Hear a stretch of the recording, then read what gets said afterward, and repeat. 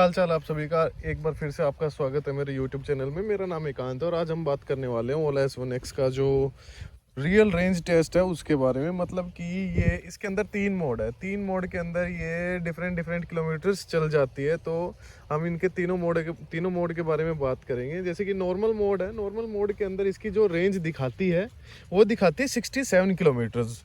और जो इसका इको मोड है उसके अंदर इसकी रेंज दिखाती है 82 किलोमीटर्स। और जिस स्पोर्ट्स मोड है उसके अंदर इसकी रेंज दिखाती है 55 किलोमीटर। तो आप इन सब रेंज को ना मतलब नोट कर लीजिए, फिर मैं इसका आपको रियल रेंज टेस्ट बताने वाला हूँ। और जो मैंने इसके ऊपर रेंज टेस्ट किया था, मेरे घर से सर्विस सेंटर लगभग 35 किलोमीटर्स मतलब दूर पड़ता है। तो मैंने ये स्कूटी फुल चार्ज की 100% और इसकी जो रेंज आई थी नॉर्मल में 67 किलोमीटर आई थी। देखो, जो नॉर्मल मोड है उसके अंदर जो स्पीड होती है वो डिफरेंट होती है। जो स्पीड हम इसकी टॉप चला सकते हैं 70 की स्पीड पे हम इसे टॉप चला सकते हैं। और जो इको मोड है, इको मोड के अंदर जो ये चलती है वो चलती है 42 किलोमीटर्स की स्पीड पे।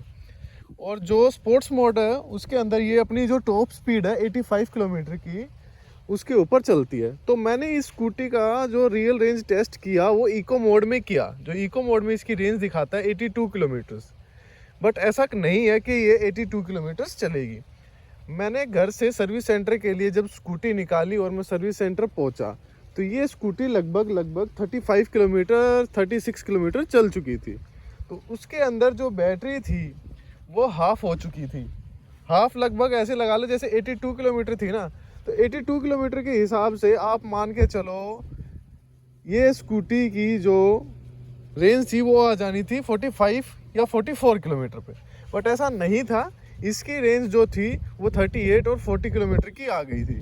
ठीक है, मतलब कि जो बैटरी इसके अंदर शो हो रही थी इको मोड के अंदर वो ऐसा कुछ नहीं था। मतलब जो बोलते हैं ना किलोमीटर जो शो कर रहा था वो किलोमीटर उस टाइप से जो शो की थी वो बिल्कुल भी ऐसा नहीं था कि रियल जो किलोमीटर दिखा रहा है वही चलेगी, ऐसा नहीं था। और उसके बाद में जब मैं आया इसको ठीक कराने के बाद, जैसे मैं तो इसके ब्रेक शू की वजह से गया हुआ था कि ब्रेक शू वगैरह चेंज करा लूँ, ब्रेक वायर चेंज करा लूँ। और उसके बारे में तो मैंने वीडियो बनाई थी कि कितने एक्सपेंसिव इसका जो मेंटेनेंस है, इसके जो कंज्यूमेबल पार्ट है बहुत ही ज़्यादा एक्सपेंसिव है। बट उसके बारे में हम बाद में बात करेंगे। अगर आप सभी को नहीं पता तो मैं आपको बता देता हूँ। जब मैं इसको वहाँ से लेकर निकला तो घर पहुँचते ना इस स्कूटी की जो रेंज थी ना, मतलब कि ये बैटरी लो हो गई थी, इसकी बिल्कुल ख़त्म हो गई थी। घर पहुँचते 1 किलोमीटर जो बचा हुआ था ना, मतलब 1 किलोमीटर ख़त्म होने वाला था। बस ये बोलते हैं ना भगवान का नाम लेते लेते ये घर पहुँच गई। मतलब कि कहने का ये है 35 किलोमीटर 70 किलोमीटर हो गए।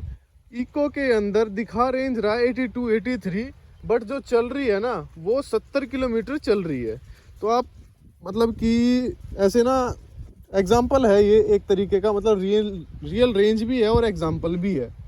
तो ऐसे लगा के चल सकते हो कि जैसे भाई बैटरी की स्कूटी है तो लाइट भी इसकी 24 घंटे ऑन रहती है और बैटरी से ही इसका हॉर्न चलता है, इंडिकेटर चलता है। वो सी चीज़ें इसके अंदर है जो बैटरी से ही कनेक्ट है। तो वो मतलब बैटरी खाते ही है चीज़, मतलब कि रेंज तो दिखाते हैं वो रियल रेंज है। बट क्या होता है कि चीज़ें जो होती हैं ये हॉर्न, डिस्प्ले और ये हेडलाइट, ये सब चीज़ें ना बैटरी को खाते ही हैं। इस वजह से ही जो बैटरी जो किलोमीटर शो करता है ना वो धीरे धीरे ना ड्रॉप होता रहता है। बट ऐसा नहीं है कि ये स्कूटी बिल्कुल भी नहीं चलती।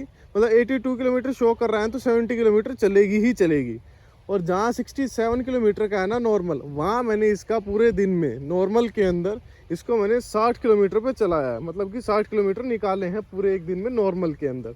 और वहीं अगर हम स्पोर्ट्स मोड की बात करें ना तो मैंने इसके अंदर 42-45 किलोमीटर निकाल रखे हैं। स्पोर्ट्स मोड में तो टॉप पे चलती है तो बैटरी ज़्यादा खाती है। जैसे कि आपको मैंने बताया था नॉर्मल के अंदर 67 की रेंज दिखाता है, बट ये चलती 60 और 58 किलोमीटर के लमसम है। और वहीं स्पोर्ट्स मोड के अंदर जो इसकी रेंज दिखाता है वो 55 to 58 किलोमीटर की दिखाता है। ठीक है, उसके बाद में ये जो चलती है ना ये चलती है 45 to 50 किलोमीटर के बीच में चलती है। मतलब ऐसा नहीं है कि ये स्कूटी बेकार है। भाई मेरे हिसाब से ये स्कूटी सबसे बेटर है ईवी स्कूटियों के अंदर, क्योंकि यार 80,000 में बिल्ड क्वालिटी, 8 साल की गारंटी के साथ, और मतलब इतनी अच्छी इसकी सर्विस भी बोल सकते हैं। मतलब ओला वालों की सर्विस अच्छी है, बट सर्विस सेंटर वाले जो सर्विस करते हैं ना उसके अंदर उनकी जो सर्विस कॉस्ट है और जो उनके सर्विस करने वाले बंदे हैं वो बहुत ही घटिया किस्म के लोग हैं, क्योंकि वो ना तो कोई काम करते हैं, ठीक है, सिर्फ और सिर्फ वो बातें बनाते हैं। अभी तक ना मतलब इसका जो ब्रेक शू था ना, मेरे को वो कंपनी से मिला नहीं है। तो आप सोच सकते हो कि एक साल से ऊपर हो गया स्कूटी को, 1.5 ईयर हो चुका है। तो आप लगा सकते हो कि जब कंपनी के पास इसका ब्रेक शू ही अवेलेबल नहीं है, तो आप सोच सकते हो इसकी जो सर्विस है वो कितनी ही अच्छी होगी, ठीक है। और ऊपर से जो इसकी असेंबली जो ये पूरी चेंज करते हैं ना रियर वाली ब्रेक की, वो 2560 की है। तो आप समझ सकते हो कि कितना ज़्यादा मोस्ट एक्सपेंसिव इसका मेंटेनेंस है। और मतलब एक्सपेंसिव भी देखा जाए, मतलब चीज़ें अवेलेबल तो हो यार, कंज्यूमेबल पार्ट्स है वो तो अवेलेबल हो ना, वो भी अवेलेबल नहीं है यार। मतलब मेरी तो हमेशा एक ही शिकायत रहेगी ओला वालों से कि मतलब जो पार्ट्स है ना, और जो ओला केयर प्लस प्लान है उसके अंदर जो आपने कंज्यूमेबल पार्ट्स पहले डाल रखे थे और जो अब हटा दिए, वो आपने बहुत ही गलत हटाया है। मतलब 4000 का प्लान है, मतलब कुछ तो आप दे रहे थे, मतलब वो भी चीज़ें हटा दी। ये सब चीज़ें अच्छी नहीं है, बाकी आपकी मर्ज़ी है। हमने ख़रीद ली है तो अब हम फंसे पड़े हैं, बाकी स्कूटी अच्छी चल रही है। बस ये जो ब्रेक शू है, ये जो प्रॉब्लम है ब्रेक शू की, अब ये चल रहा है, बाहर से डलवा रखा है, बट वो वाले ब्रेक इसके अंदर अभी है नहीं, जैसे कंपनी फिटेड निकल के आते हैं ना। अब जैसे मैं कॉल करता हूँ ओला सर्विस सेंटर वालों के पास, पहले बात तो वो कॉल पिक करते नहीं, अब वो कर रहे हैं नहीं कर रहे उनका पता नहीं, उनके पास ही जाना पड़ेगा, ब्रेक शू पता करके आना पड़ेगा, फिर देखते हैं क्या एक्सपीरियंस रहता है। बाकी आज की वीडियो में मैं इसका रेंज टेस्ट ही आपको बताने वाला था, ये कितनी चलती है। बाकी मैंने आपको बता दिया। वीडियो आपको अच्छी लगी हो तो आप वीडियो को लाइक करें, कमेंट करें और चैनल को सब्सक्राइब करें। Thank you.